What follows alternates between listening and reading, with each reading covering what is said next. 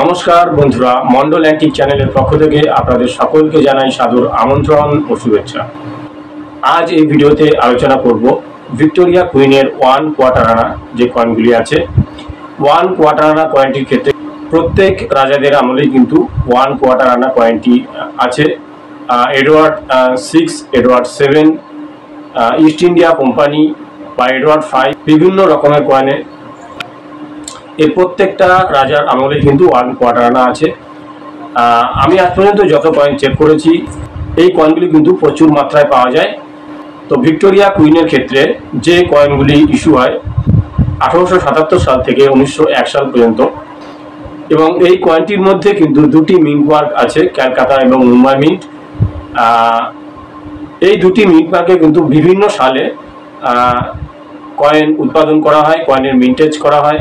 তো এর মধ্যে কিছু সাল আছে যে সালগুলি কিন্তু কয়েনের মিন্টেজ কম হয়, সেই কারণে কয়েনগুলি রেয়ার। তো দেখে নেব যে কোন সালের কয়েনগুলি রেয়ার বা কোন সালের কয়েনগুলি কমন, সেটা কিন্তু এই ভিডিওতে জানাবো। তো আর কথা না বাড়িয়ে এবার সরাসরি চলে যাব কয়েনের ভ্যালুগুলি আছে সেগুলো আপনাদেরকে দেখাবো। ভিডিওটি ভালো লাগলে অবশ্যই একটি লাইক করবেন, চ্যানেলে যারা নতুন এসেছেন চ্যানেলটিকে সাবস্ক্রাইব করবেন। তো এবার দেখে নেব ভিক্টোরিয়া কুইনের ওয়ান কোয়ার্টার আনা এই যে কয়েনটি, এটা কিন্তু কপারের কয়েন, এর ওজন 6.14 গ্রাম। আপনারা কোনো কয়েন ক্রয় কিংবা বিক্রয়ের সময় ওজনটা কিন্তু সবসময় দেখবেন। একটি অরিজিনাল কয়েনের ক্ষেত্রে তার ওজনটা, যদি সেটা বিশেষ করে দামি কয়েন হয়, কোনো রেয়ার কয়েন হয়, কেনা বেচার সময় কিন্তু এটা অবশ্যই খেয়াল করবেন। আর মেটালটা, কয়েনটির মেটাল কপার।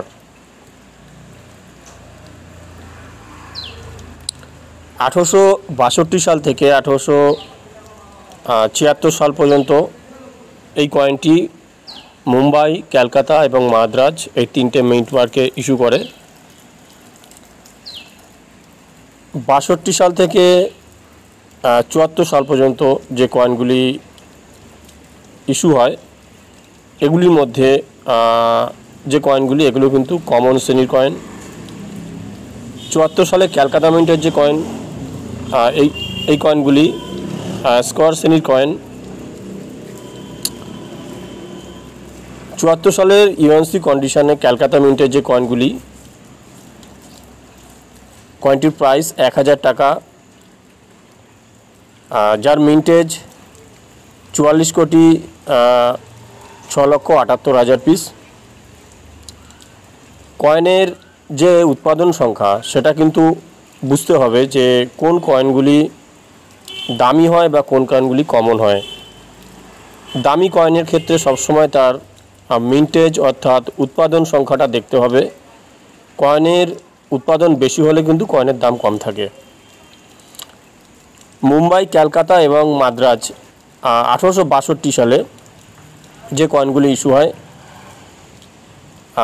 এই কয়েনগুলির প্রত্যেকটি কয়েনের ভ্যালু ইউএনসি কন্ডিশনে 700 টাকা থেকে 1000 টাকা পর্যন্ত হয়। এর উৎপাদন সংখ্যা কিন্তু অনেক বেশি।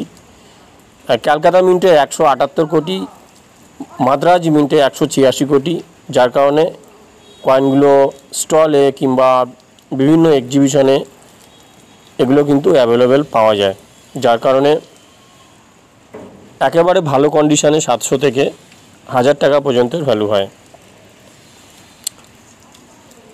1875 সালে মুম্বাই এবং ক্যালকাটা মিন্টে যে কয়েনগুলি ইস্যু হয়, এগুলো মুম্বাই মিন্টে যে কয়েনগুলি ইস্যু হয় এটা কিন্তু রেয়ার কয়েন। ইউএনসি কন্ডিশনে 4500 টাকা থেকে 6000 টাকা পর্যন্ত কিন্তু বিক্রি হতে পারে কন্ডিশনের ওপরে। 75 সালে ক্যালকাটা মিন্টের যে কয়েনগুলি ইস্যু হয় কিছুটা স্কোয়ার শ্রেণীর কয়েন, ইউএনসি কন্ডিশনে 3000 টাকা থেকে 4000 টাকা পর্যন্ত ভ্যালু আছে। এরপর 1876 সালে মুম্বাই এবং ক্যালকাটা মিন্টের যে কয়েনগুলি, এগুলি কিন্তু কিছুটা ভ্যালুয়েবল কয়েন। মুম্বাই মিন্টের যে কয়েনটি ইউএনসি কন্ডিশনে 5000 টাকা থেকে 6000 টাকা পর্যন্ত এর ভ্যালু, এবং ক্যালকাটা মিন্টের যে কয়েনগুলি, এই কয়েনটির প্রাইস 3000 টাকা থেকে 4000 টাকা পর্যন্ত। এই কয়েনগুলির মিন্টেজ কিন্তু অনেকটা কম, যার কারণে প্রাইসটা একটু বেশি। 1876 সালে মুম্বাই মিন্টে যে কয়েনটি,